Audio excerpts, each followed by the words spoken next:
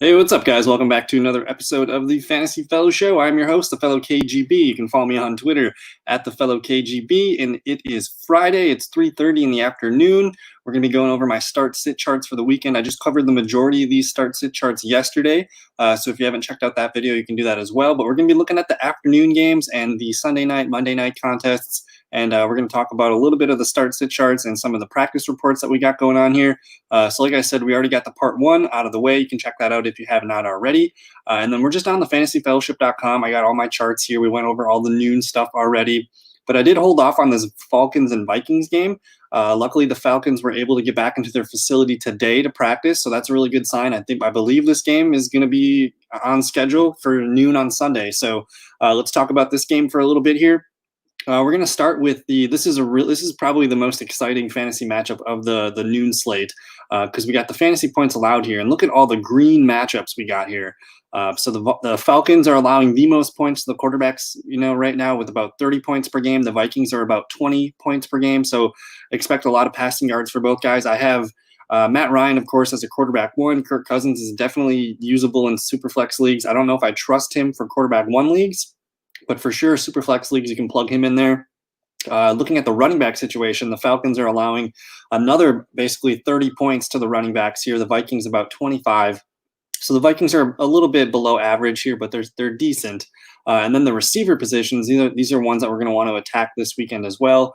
Atlanta allowing about 42 fantasy points. These are PPR points to the receiver position. The Vikings about 44. So these are two big weaknesses in the defense there. And then you got the Falcons allowing, they let Robert Tonyan walk all over them that one Monday night a couple weekends ago. So they are second to last in fantasy points to the tight end spot. So about almost 22 points to the tight ends here for the Falcons. And the Vikings, they're decent. They're only allowing about 11 points here. So maybe Hayden Hurst is a little bit tough spot here.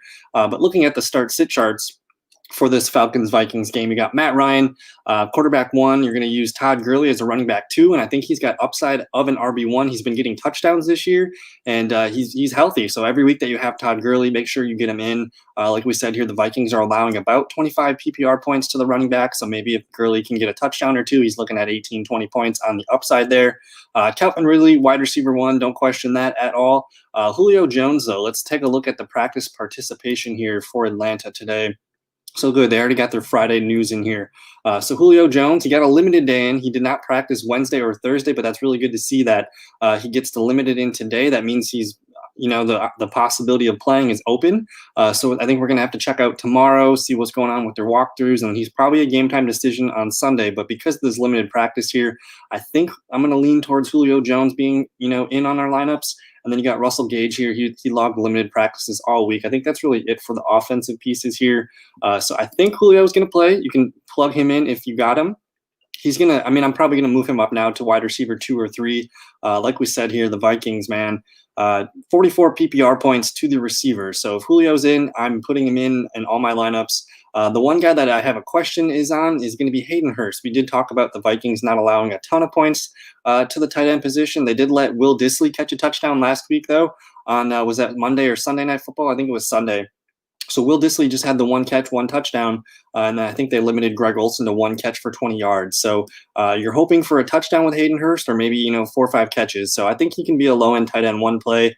And then as far as Russell Gage, Olamide Zaccheaus, Brian Hill, Ito Smith, I'm probably just leaving these guys on the bench. It's a really good spot for Russell Gage, so I get it if you are in a pinch and you need to throw out some receiver because you got, Emmanuel Sanders, Michael Thomas, anybody that's on a bye this week.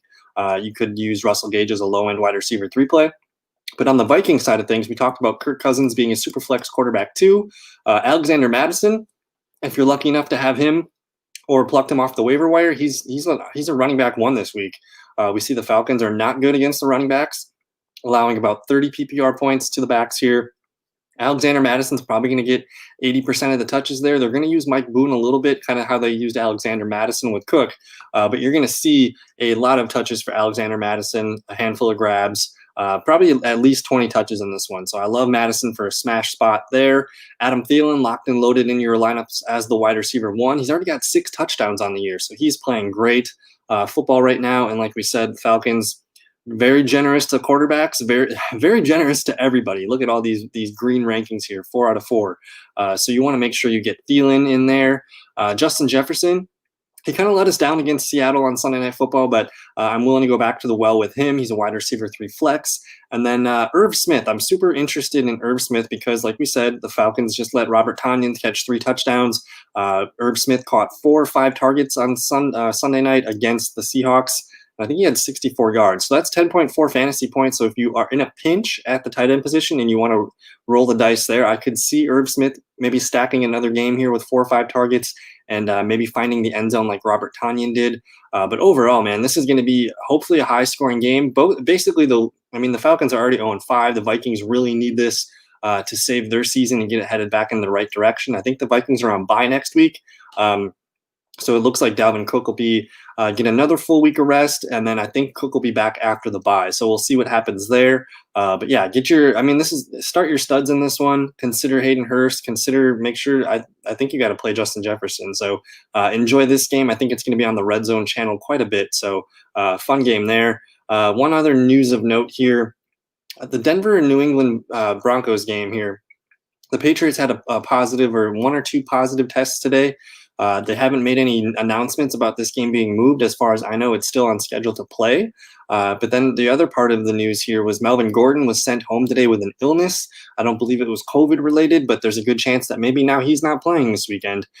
So I guess my running backs, the Broncos take here would be if Melvin Gordon plays. I'm not excited about Gordon or Lindsey. The Patriots are very good against the running backs here, allowing 21 fantasy points per game. That's 5th best. So it's going to be a tough spot for these running backs either way. So if Gordon plays, I don't really like either of these guys. They're both low-end RB2 flexes. If Gordon's out, I think you're going to play Phillip Lindsay as a running back 2 flex.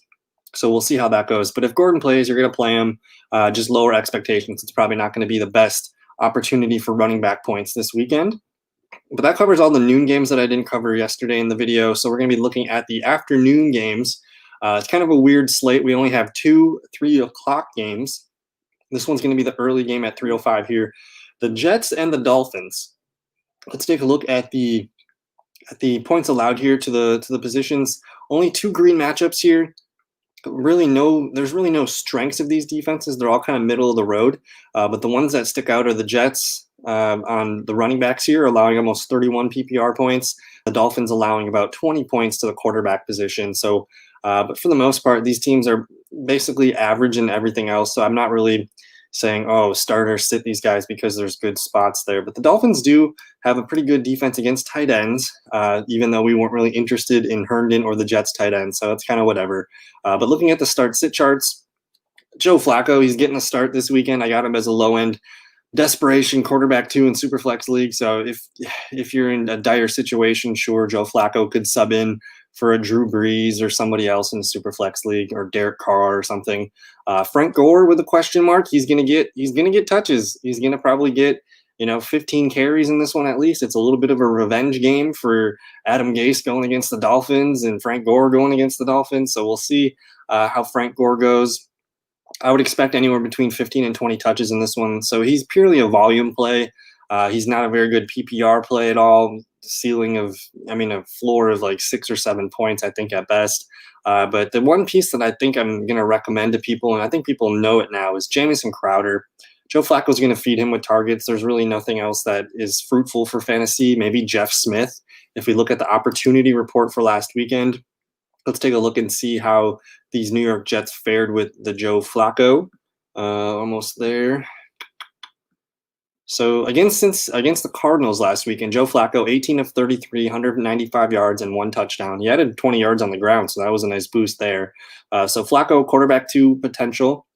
Now, between Frank Gore and Le'Veon Bell, they did rush the ball 21 times for 90 yards.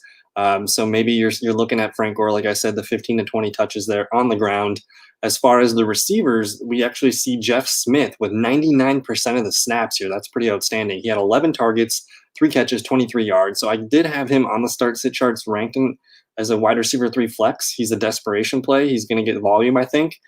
We don't expect the Jets to be winning this game, so they're going to have to throw the ball, I think, and they're just going to let Flacco kind of fling it around. But then you got Jamison Crowder. He was on the field for 52 snaps, 75%, 8 catches, 116 yards, 1 touchdown, all on 10 targets. So Crowder, if I had to recommend one Jet to get in your lineup, it's going to be Jamison Crowder. If you really need the wide receiver help, though, like we said, Jeff Smith, he was on the field for 99% of the snaps last weekend, and then he did get a whopping 11 targets. It's a terrible efficiency rate, only 3 catches on 11 targets. That's not great at all. But we do like the opportunity here for Jeff Smith. So if you're in a pinch, you can use a receiver like him as your flex.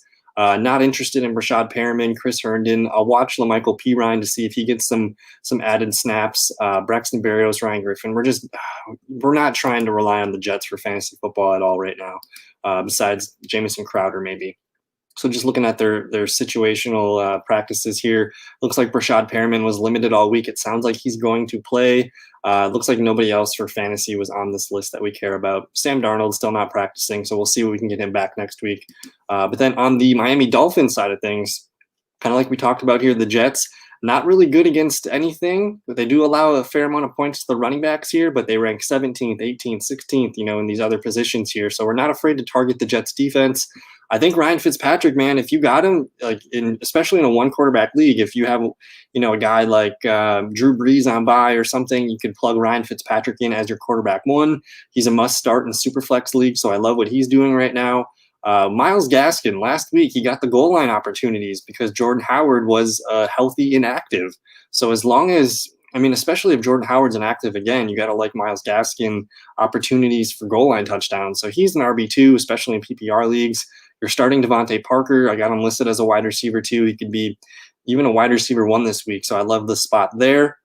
I think you got to keep rolling out Mike Gesicki. He had the one, I think it was like a 72 or 75-yard catch last weekend, showing off his great run after catch ability. So plug him in as your tight end 1. And then the guy that kind of popped last weekend for the first time was Preston Williams. Let's take a look at their game log real quick.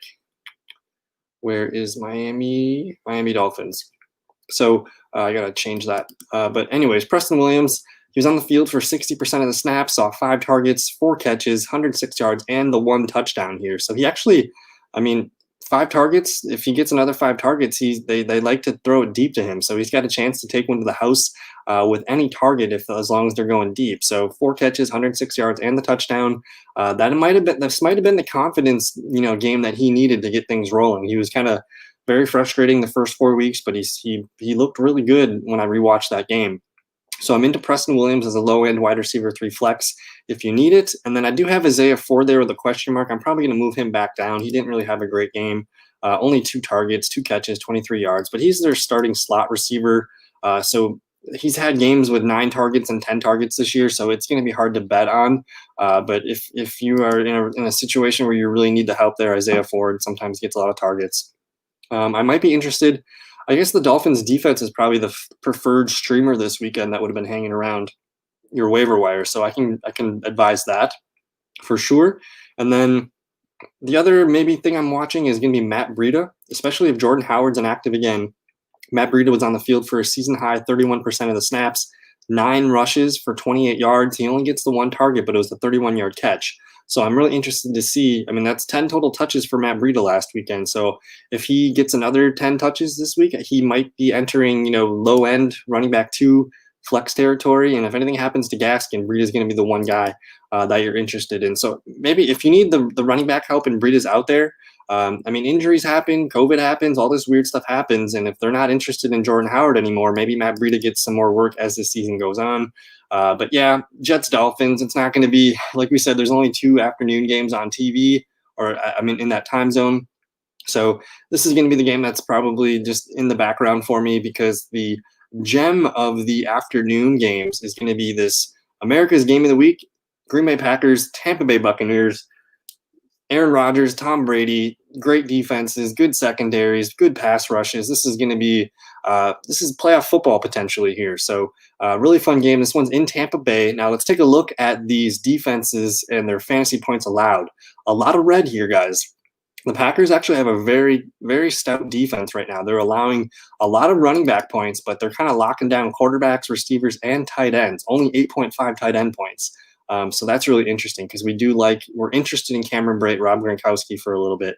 But we see a lot of red here. Packers about 17.5 points to quarterbacks. The Buccaneers at 14 points to the quarterbacks. You got, again, the Packers allowing almost 35 points to the running backs in PPR leagues. Tampa Bay, middle of the road here, about 23.5. You're still going to like Aaron Jones, so no problem there. The Packers against the receivers, about 34.5 points. Buccaneers, about 35. These are, I mean, I could have listed this one as red. I tend, with these red rankings, I tend to do the top 12. I guess the best 12 defenses are going to get red. So that's 1 through 12, meaning that's like a quarterback one, there's 12 teams in the league or something. So I tend to do it that way. And then for the green rankings, I tend to do it 21 through 32 because that's the most 12 defenses that we want to attack. So that's kind of how that goes for me. But then, yeah, everyone's really solid here. So looking at the start-sit charts, we almost kind of have to ignore this and assume that points will be scored as the excitement and adrenaline is running in this game. Both teams really want to get things going here. Aaron Rodgers, Tom Brady, both quarterback ones, especially Tom Brady because he gets Godwin back. And I think the 2 times we've seen him with Godwin, he's been really good with Chris Godwin, and it's just made the offense more efficient and moving on third downs and whatnot. So I think both guys grade out as a quarterback one for me this week. You got Aaron Jones locked and loaded as the running back one. You got Devontae Adams back healthy, locked and loaded as your running or wide receiver one. You're starting Mike Evans. You're starting Chris Godwin. The cool part is that Evans, Godwin, and Adams, all these guys, full participants in practice, I believe. Let me just double check that so I'm not talking out of my AS. Mike Evans, limited practice. Chris Godwin, full practice. So they both don't carry injury designations going into this one. So we're going to get all 3 of these receivers healthy, which is great news. And then these are the locks. You got to get Jones, Adams, Evans, Godwin. The ball's going to be going to these guys all day. The running back here, RB2, Ronald Jones. I think Leonard Fournette's going to be active this one. He was active last week in an emergency role, but he was able to log limited practices all week. So I don't know if they're going to rush him back in there. Maybe he gets 4 or 5 carries, but it's going to be the way Ronald Jones is running right now, guys. He's had back-to-back 100-yard days. Green Bay Packers, like we said, a lot of points to the running backs here. So I think you gotta roll Ronald Jones out there. And I mean, I really like to watch Ronald Jones play. He's physical, he's tough, and he's got some long speed. So it wouldn't surprise me to see him, burst a couple long runs, maybe bust one for a touchdown against this Packers rush defense. So it's a really good spot for Jones. And then we got to look at the tight ends and these flex players here. If you were able to grab Robert Tonyan, I think you're probably going to roll him out as your tight end one, a streaming tight end one. We see the Buccaneers only allowing about 11 points to the tight ends, but we've seen that with, I think, Tonyan has 5 or 6 touchdowns in the last 3 or 4 games. When they get close to the red zone, Rodgers is looking for Tanyan's way. And now that Devontae Adams is back, you might see a little bit more coverage rolling to him, focus on Jones. Maybe Tanyan's getting those nice one-on-one matchups. And then I do list Marquez Valdez-Scantling here as a wide receiver 3 flex, just because in the 2 games that Adams played, MVS has played really well. Week 1 and week 2 were the best games of the season for MVS, and now that Adams is back, teams won't be able to bracket MVS the way they were doing. So if you do have Marquez, I think he's got a shot at wide receiver 3 flex numbers this weekend. And for him, all it really takes is that 160, 70-yard bomb to make your day. So I'm interested in MVS. Guys on the bench, Jamal Williams. And then I did list Equanimous St. Brown here. He's a guy that I'm keeping my eye on. They activated him off of IR this weekend. And, I mean, to be honest, this team doesn't really have a healthy wide receiver 3 right now with Lazard on the shelf with his core surgery right now. So I'm keeping an eye on who kind of emerges as that 3rd, 4th receiver in terms of snaps and who's just on the field a lot with Rodgers. So just keep an eye on that. On the Tampa Bay side of things, we kind of talked about Tom Brady. We talked about Ronald Jones in a really good spot here against the 2nd worst rushing defense here, allowing the 31st most points here. And then you got Evans, Godwin locked into your lineups. And then what do we do with these tight ends? Because the Packers are allowing only 8.5 points to the running or to the tight end. So Cameron Brate, Rob Gronkowski, both these guys are going to be on the field a lot. They're both kind of boom bust flex tight end streamers, I think, this weekend. Both, I could see either one scoring a touchdown, maybe even both, because Mike Evans and Godwin are going to command so much respect and attention from the secondary that maybe Brady just kind of keeps dumping it off to these tight ends when they get to the red zone. So if I had to choose one, I'm probably rolling with Cam Brate just because he seems a little bit more consistent than Gronk. Brate has already scored a touchdown this year, and I think he just had 4 or 5 catches last week. So if you're in a pinch and both those guys are available, I could see one of them being a tight end 1. I do have Scotty Miller listed here as a potential flex, but like we said, Packers are pretty good against the receivers. But with Scotty Miller, all it takes is one play for him to make your day. So I have him as a flex. I don't know if I'd recommend it, but if you're in a pinch, you can do. I mean, he's got the big playability. So I like Scotty Miller's game. We're not. I don't think we're starting Tampa Bay's defense. I don't want to touch anything to do with this Rodgers and Green Bay Packers offense right now. It's just too hot. It's coming off a bye week. They're fresh and they're ready to go. So nothing else really here to keep an eye out for Sunday. But yeah, man, this is America's game of the week. It's going to be probably one of my favorite games to watch the entire weekend. So make sure you get your guys in. Enjoy. We got Adams back. We got Chris Godwin back. It's going to be a lot of fun. So Brady versus Rodgers. We'll see how it goes. And then on to the Sunday night football game here. Los Angeles Rams at the 49ers. Let's take a look at the defense and the fantasy points allowed here. A lot of red. The 49ers defense is still pretty good. They did let Miami Dolphins kind of whip them around last weekend, but that's kind of an outlier on the season so far. They're allowing about 19 points to the quarterback. This is a really good number here. Only 17 PPR points to the running backs. So I'm kind of not excited to get Darrell Henderson or Cam Akers in my lineups this weekend. To the receivers, they're allowing about 33 points. And to the tight ends, very good against tight ends, only 9 points per game here. So looking at the 49ers, they are at home. We still don't know if Jimmy Garoppolo is playing in this one. Let me check the practice reports real quick here. Jimmy Garoppolo, okay, so he's logged 2 full practices. We don't know what he did today. So if he practices again fully today, I have to expect that we're going to see Jimmy G in there. He's just a quarterback 2 in Superflex if you need it. I can see if you're going to be scared to start him because of what he did last weekend. He got benched. I don't know if he got benched or he just got just subbed out essentially because the ankle injury wasn't going well, or I don't know. But he's just a quarterback 2 in Superflex leagues.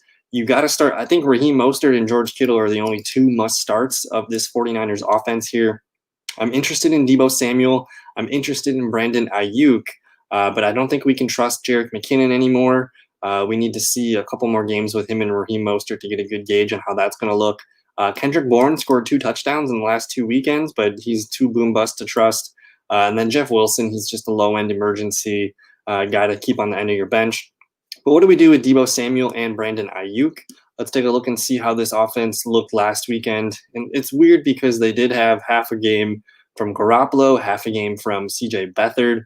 But you see Brandon Ayuk, 97% of the snaps. Deebo Samuel, 89%. So it's really good. It looks like Deebo is fully healthy and running as much as he needs to. He had 8 targets last weekend. So only 2 catches for 19 yards.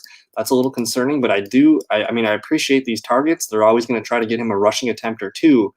So I think between Ayuk and Deebo, I feel comfortable rolling out Deebo as a wide receiver 3 flex more than Ayuk. But then even with Ayuk, I mean, he's on the field a lot. He got 6 targets last weekend. Sometimes they give him the carry or 2, and you see 3 catches for 44 yards. So I think both guys are low-end wide receiver 3 plays, and it really depends on who's going to be drawing the most coverage, I think, from Jalen Ramsey. But I think they're going to the 49ers always do a pretty good job of moving these guys around and try to get them opened. So I think both those guys could be useful for us this week. But yeah, that's pretty much it on the Niners side. On the Rams side, I got Jared Goff here as a quarterback too. Like we said, we talked about this. The 49ers are allowing about 19 points to the quarterback here. It's a little bit generous. But Ryan Fitzpatrick just dialed it in against his defense last week. We know the 49ers are really dinged up. So I kind of like Jared Goff as a quarterback too in Superflex. He's a fringe quarterback 1 option for you if you need it. But then, of course, you're starting the receivers, Robert Woods and Cooper Kupp. These guys don't leave our lineups any week. It doesn't really matter on the matchups. You're going to take the high with the lows. But it seems like I'm pretty sure both guys through 5 weeks, they've only had 1 bad matchup each, maybe 2 at the most. So, 70% of the time, these guys are having good games for us. Robert Woods is scoring touchdowns too. So he's got 3 touchdowns on the year. That's really good to see. So I love both Woods and Kupp. We talked about the tight ends. The 49ers are pretty good against, only 9 points here. I have Higbee listed as a tight end 1. I don't really feel comfortable about it. We just saw Gerald Everett last weekend. Let's take a look here at the Rams stats. So Gerald Everett last weekend, he out-targeted Tyler Higbee. 4 catches, 4 targets, 90 yards. Higbee only 2 targets. He caught both of them for 12 yards. So this is kind of concerning here, considering that 56 snaps for Higbee, 30 snaps for Everett. So, I mean, we were excited about Higbee. He had that really nice 3-touchdown game earlier in the season. But all of a sudden, I'm a little bit nervous to start those guys. And especially in a tough matchup against the 49ers, I can see myself benching Tyler Higbee for maybe a guy like Robert Tonyan, maybe for even a Cameron Brate, because we just feel more comfortable with the touchdown opportunities there. So, and then you got these running backs, Darrell Henderson and Cam Akers. We saw Sean McVay say that, yes, he wants to get Cam Akers more involved as the season progresses. So you're looking at last week's snaps here. You got Darrell Henderson, 29 snaps, Malcolm Brown, 26 snaps, and Cam Akers, 13 snaps. The way the rushing attempts went were 15 for Henderson, 8 for Brown, and 9 for Akers. So Akers was on the field less than Brown, but he got the ball more, 9 for 61 total yards. So I think Cam Akers is slowly going to be worked into this offense, and probably he's going to start being the lead snap getter in this backfield. But again, it's a three-headed mess. I can't really feel comfortable advising any of them. We did see Darrell Henderson score the 2 touchdowns last weekend, one, on the ground, one through the air. He also was the most targeted back, 3 catches for 30 yards. So I think I lean Henderson more than I do Akers in a tough matchup like this. But at best, these guys are both low-end RB2 flex, material here. And then we're not really interested in any of these other bench guys. Gerald Everett, man, he's a very good tight end. He's in the final year of his rookie deal. I have a feeling we're going to see Gerald Everett get a pretty good contract in free agency next year, and he has all the tools to be a feature tight end. So I really like Gerald Everett. I mean, if anything happened to Tyler Higbee, we're going to be looking at Everett as one of those must-adds on the waiver wire. So I have this thing where I like to do it's called the preemptive pickup, where I try to leave one spot on my bench, and maybe towards Friday or Saturday, I'll add a guy that I think, if he has one big game this Sunday, or if there's an injury or something shakes his way, he's going to be a high priority on the waiver wire next weekend. So we did see Everett blow up last weekend with the 90 yards and a touchdown. So I think Everett, he might be a guy to keep an eye on in case he has another big game this week. So really fun game, NFC West showdown. The 49ers need a win, man. They're reeling on offense. They can't really figure out their quarterback situation right now. So I like the way the Rams are playing right now. So I'm kind of interested in that game to see how it goes. Monday afternoon football. I should have said afternoon here. It's not night, but it's 4 p.m. Central Time, which is a weird Monday night time zone, game for us. But we got the Kansas City Chiefs and the Buffalo Bills. This one's in Buffalo. Let's take a look at the fantasy points allowed here. We got a couple green matchups here. Buffalo's allowing a lot of quarterback points here, almost 22 quarterback points per game. The Chiefs are allowing a good amount of running back points as well, almost 28 points to the running backs in PPR formats. And then the Bills are allowing a lot of tight end points, 21 PPR points to the tight end. So Travis Kelce is going to be a smash play this weekend. He's probably my favorite guy for tight ends, DFS, all that stuff. But I do want to see here the reports here, because if Buffalo is missing their linebacker here, Matt Milano, he logged a full practice today. But we did see Jonnu Smith just score 2 touchdowns against this team. I think it was because Milano was out, and that's just kind of the weakness of the defense then. But, I mean, they got 2 really good linebackers. We'll see if they can keep Travis Kelce at bay. But like we said, 21 points per game to the tight ends here in PPR. So that's really good for the Kelce and the Chiefs. Looking at some of the red matchups here, the Chiefs are only allowing about 17 points to the quarterback. It is Josh Allen, so you're going to keep rolling out Josh Allen as your quarterback one. I mean, we just saw Derek Carr go out there and beat this team in Kansas City, so I'm open to anything happening here. The Bills are pretty good against the running backs, about 22 points per game there in PPR. The Chiefs are very good against the receivers here, only 28.5 points, but I still think you're going to start Stephon Diggs no matter what. He is absolutely destroying it in Buffalo right now. So it's awesome to see him get the targets, get the yards, and it just looks like he's having fun. I think Minnesota really kept his mood, and he didn't really feel like himself. But it looks like Stephon Diggs is feeling really good in Buffalo, so you love that. And then I guess as far as points to the receiver here, Buffalo's average. We'll see if Tre'Davious White plays. And the Chiefs here, they're decent against tight end, about 12 points, but there's really not a tight end in Buffalo that we care about. So sit charts for this one. You're starting Mahomes. You're starting Josh Allen. You're going to start Clyde Edwards-Helaire. Le'Veon Bell, man. This is probably our last chance for Clyde Edwards-Helaire, 70% snap game. So you're starting Clyde Edwards-Helaire no matter what. You're starting Tyreek Hill. You're starting Travis Kelce. Those guys are all good to go. But then we got some flex options here because Sammy Watkins is out. I don't know the severity of his hamstring injury, but he's probably out at least 2 or 3 weeks. So you're going to see Mecole Hardman and Demarcus Robinson step into more snaps. So let's just take a look at the Kansas City opportunity report here. So last week, Tyreek Hill, 63 snaps at receiver. Mecole Hardman got 50. Demarcus Robinson, 49. So you see Sammy Watkins down here with 26 snaps. All those snaps are up for grabs. So you might even see, Hardman was 69%, Robinson was 68%. So these guys might even be in the 70s this week. I would expect Byron Pringle to step in as the number 4 and get some more snaps as well. But you got to like the opportunity for Hardman and Demarcus Robinson. These guys they're kind of the same. They're both wide receiver 3 flexes, both going to be immensely, a bit of a risk. They're both going to have a crazy upside if everything hits. Both guys are in, they're in consideration to have a touchdown or two, and both can go over 100 yards pretty easily as the defense focuses on Tyreek and Kelsey. So both guys, to me, wide receiver 3 flexes. I'm going to watch Byron Pringle. Darrell Williams is just the backup. But he's going to be Le'Veon Bell's backup next week. So I don't think we're going to start the Chiefs defense against this one. The Buffalo Bills offense is still playing pretty well. We did see them hiccup against Tennessee, but I got to think they bounce back in this one. So on Buffalo's side of things, you're starting Josh Allen. We talked about Stephon Diggs. Devin Singletary, he's still kind of a low-end RB2 PPR. I think we're going to see Zach Moss back this week, though. Zach Moss is practicing in full, so that's really good. So that's going to hurt Devin Singletary's upside just a little bit. So I might lower Devin Singletary to a flex play here. I don't feel strongly about him being an RB2, but like we said, the Chiefs do allow a good amount of points to the receivers or to the running backs here. So he's just a RB2 flex for me at the best. Cole Beasley and John Brown. Let's check out Buffalo's practice reports again. Cole Beasley's not on here, which is really good to see, but John Brown, he had that calf injury that he's been nursing for the last couple of weeks. He's been logging full practices, so that's really awesome to see. Buffalo's getting healthy here. Everyone except Dawson Knox really is not practicing. So Buffalo, you're going to start Cole Beasley, I think. If John Brown's out, John Brown practiced in full. So if John Brown plays, I think you got to find a way to get him in your lineup as a wide receiver 3 flex. Cole Beasley, pretty safe for a 12-point PPR day. I really liked what I saw from Gabriel Davis, actually. Any week that John Brown's out, I think you're going to want to start Gabe Davis because he actually had a touchdown call back last weekend. I think he caught all 5 of his targets as well.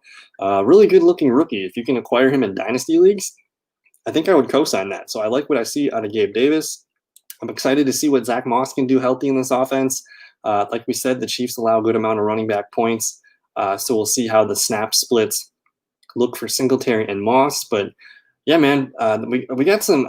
The noon games are going to be fun. The afternoon game, we got the America's Game of the Week, Packers-Bucks. We got a NFC West showdown on Sunday Night Football, and now we get this bonus Monday afternoon game here. So Chiefs-Bills, this is a potential playoff matchup down the line at some point. So a lot of fun in this one, and we'll see how it goes. But then we're going to finish up here with the final Monday Night Football game, Arizona Cardinals, Dallas Cowboys. So we're going to see Andy Dalton get his first career start with Dallas. It should be a lot of fun.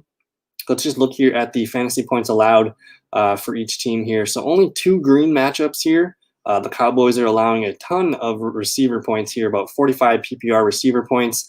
So you're going to start DeAndre Hopkins. I think Christian Kirk is going to be startable this week. Larry Fitzgerald, I don't know if I want to mess with that, but I do like Christian Kirk a lot as the defense will have to focus on D-Hop. And then look at the tight end spot here. The Cowboys are allowing 16 fantasy points to the tight end. I really don't think we can trust Darrell Daniels or Dan Arnold. I don't know if we trust the tight ends for the Cardinals. So this one kind of gets wasted. But then the Cardinals here, they have the one red matchup here. They are allowing the 5th least amount of points here to the wide receiver position. That's almost 30 PPR points per game. So that's going to make us a little bit nervous for Andy Dalton. But we do see that they allow – the rest of these numbers are kind of average. So I'm not too scared, but because they got Patrick Peterson, they got some decent cornerback play, that might make me just limit my expectations for the receivers as a whole.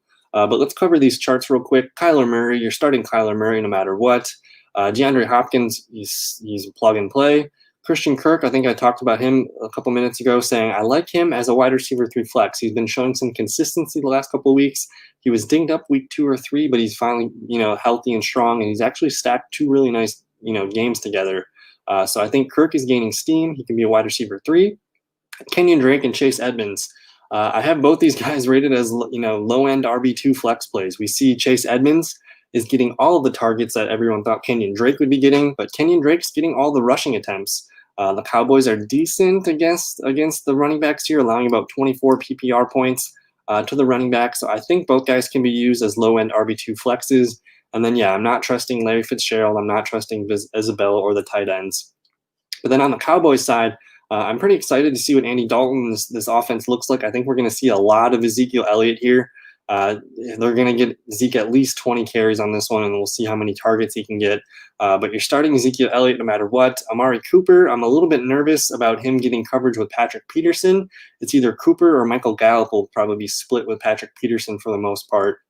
So I really don't know if there's a lot of fruit on this for Andy Dalton this weekend against a good secondary.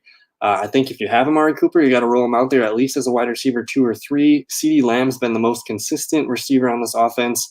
I think every game he's played, he's been over double digits. So CeeDee Lamb's a must start for us in PPR leagues. He's catching touchdowns. He's going over 100 yards. He looks awesome. So CeeDee Lamb, plug him in as your wide receiver 3. We talked about Michael Gallup a second ago. Michael Gallup made those 2 awesome plays with Andy Dalton. So I don't think Andy Dalton's afraid to target Michael Gallup deep. If you think about what Andy Dalton's done in his career with Cincinnati, he's done this with A.J. Green before. He's done this, with Tyler Boyd. So he's got a lot. I mean, if you comped Tyler Boyd and A.J. Green, that would basically be, CeeDee Lamb in the slot, and that would be Michael Gallup kind of going deep. So I like both those guys there. And then you got Dalton Schultz here. We got a question real quick. I'll answer this. What's up, Steven Drakes? Thanks for hanging out. Thanks for the question. So you got a question here. Full PPR. Todd Gurley, Myles Gaskin, Zach Moss, and James Robinson. So you need 3 of these guys. I think I'm safely gonna rule out Zach Moss. I think you have to start James Robinson. Going up against Detroit, that's a really good spot for him there. Todd Gurley, he's got a really good matchup against the Vikings. The Vikings haven't really been great on defense as a whole. If you remember Sunday Night Football, Chris Carson took that 1 touchdown to the house from like 29 yards out. So they allowed some big plays. And then Myles Gaskin, he's playing the Jets. He's playing the Jets, and especially if Jordan Howard is a healthy scratch again, Gaskin's got the goal line touchdown that Jordan Howard has been getting the last, the first 2 or 3 weeks. So I would rank them as James Robinson, Todd Gurley, and then Gaskin. And then the thing with Zach Moss is I love Zach Moss's talent and his potential, but he's been practicing in full this week. It's going to be his first game back. And I just think they're going to kind of ease him into it and see what he can do. But I'm definitely keeping my eye on Zach Moss. I think he can actually overtake Devin Singletary here as the weather gets colder and colder. Just watching that game on Tuesday night, Devin Singletary is a good shifty back, but Buffalo needs their hammer, and that's what Zach Moss provides. So hold on to Moss, but those would be the 3 running backs I go with. And yeah, no problem, man. Thank you for hanging out and asking questions. We were just talking about the Arizona Cardinals and the Dallas Cowboys here. Talking about the receivers, I think Cooper, Lamb, and Gallup are all in play, but it's going to be hard for all 3 of them to hit. So if I had to put my money on it, I think the safest one's CeeDee Lamb to get over double-digit PPR points. With Michael Gallup, you're betting on him connecting with a deep shot from Andy Dalton. But yeah, we talked about the last week when Dalton came in and he had that game-winning field goal drive. He connected with Gallup on that one nice corner route to that Gallup kind of toe tapped outside, and then he hit Gallup deep on that one shot to set up the field goal. So I think Gallup could get loose for a big play or 2. And then Cooper, he just needs to see the volume. He had a really bad game last week against the cornerback there for the Giants. I can't remember his first name, but it's Bradbury. He's a really good young-looking corner. So Cooper, hopefully he has a bounce-back game. And then I got Dalton Schultz here as a tight end with a question mark on him. The Cardinals are decent against tight end, only about 11.7 points. So he's kind of just like an emergency tight end 1 streamer play here. But yeah, this Cowboys offense with Dak Prescott, it was so good. And Andy Dalton, as far as backup quarterbacks go, Andy Dalton is probably the perfect guy that the Cowboys could have signed because there's not that much of a drop off, I believe, from Dak to Andy Dalton as far as passing. The thing that Dak offers that Dalton does not is going to be the run, the running plays, and when the play breaks down, can Dalton scramble and make things happen that Dak would? That's not going to happen. So we'll see if Andy Dalton can stay standing upright behind this offensive line and feed Zeke and feed his talented receivers.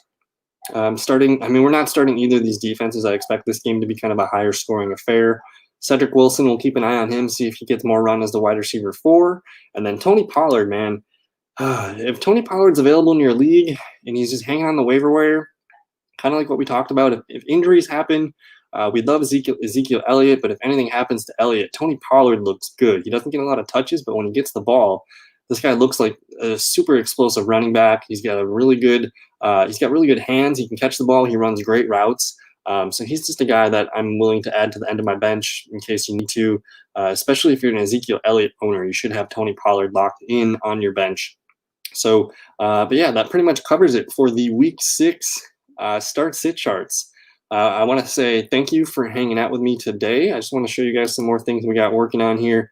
Next week's going to be weird. I'm going to be going to San Francisco for the weekend. I'll be leaving on Thursday, so I'm going to try to get my start-sits done on Wednesday night next week. I'm going to try to get all those done before I leave. We'll have the waiver wire column up early in the week. We'll have the opportunity report out on Monday or Tuesday as well. But yeah, a lot of things going on here. If you're new to the fellowship and the Fellow Show channel, subscribe to the YouTube channel. I put out 3 or 4 videos a week. I might even go live tomorrow just to hang out and talk news and answer some questions if you guys need it. But yeah, a lot going on. It's week 6. A lot of COVID scares. Hopefully everything's on track to play, but it looks like we're okay right now. So fingers crossed. But yeah, check out the Fantasy Fellowship. Thanks for hanging out. Follow me on Twitter. Hit me up with questions. And oh yeah, I mean, if you like Instagram or Facebook, we're also on there. You can check us out. Just type in the Fantasy Fellowship on the Facebook bar, or you can find me on Twitter, Instagram at the Fellow KGB. But that's enough for today. Again, it's Friday about 4 o'clock. Enjoy the rest of your weekend. Hang out with me tomorrow if you want to hang out. Probably go live around noon or so. But yeah, take it easy. Peace.